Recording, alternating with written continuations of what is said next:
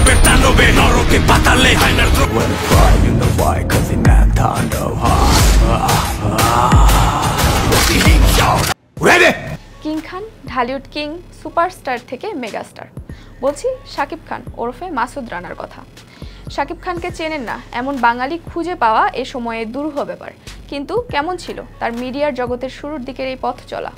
তার জন্ম 1979 সালের 28 মার্চ গোপালগঞ্জে নাম রাখা হয়েছিল মাসুদ রানা গোপালগঞ্জে জন্ম হলেও তার বাবার চাকরির সুবাদে তিনি বেড়ে ওঠেন নারায়ণগঞ্জ জেলায় বাবা আব্দুর রব সরকারি কর্মচারী এবং মা নূরজাহান একজন গৃহিণী ছিলেন মিডিয়ায় নাম লেখান সবাই তো সুখী হতে চায় চলচ্চিত্রে চুক্তিবদ্ধ হওয়ার মাধ্যমে তার বিপরীতে ছিল নবাগতা কারিশমা শেখ মাসুদ রানা শাকিব খান নাম ধারণ করেন সোহানুর রহমান সোহান পরিচালিত অনন্ত ভালোবাসা সিনেমায় কাস্ট হওয়ার পর অভিনেতা প্রসঙ্গে পরিচালক সোহানুর রহমান সোহান বলেন তার খোঁজ পান নৃত্য পরিচালক আজিজ রেজার মাধ্যমে তার যোগ্যতা ছিল নায়ক হওয়ার অনন্ত ভালোবাসা সিনেমাটি 1999 সালের 28 মে মুক্তি পায় সিনেমাটি খুব একটা ব্যবসা সফল না হলেও নায়ক হিসেবে শাকিব খান সবার নজর কাড়েন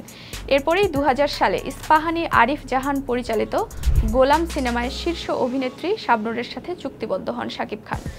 এরপর একে একে পূর্ণিমা পপি সহ আরও অন্যান্য অভিনেত্রীদের সাথে তার সিনেমায় অভিনয়ের কাজ এগোতে থাকে 2006 সালে তার অভিনীত 13টি চলচ্চিত্র মুক্তি পায় এবং সেগুলো সে বছরের সেরা ব্যবসা সফল চলচ্চিত্র ছিল এছাড়া শরৎচন্দ্রের দেবদাস উপন্যাস অবলম্বনে নির্মিত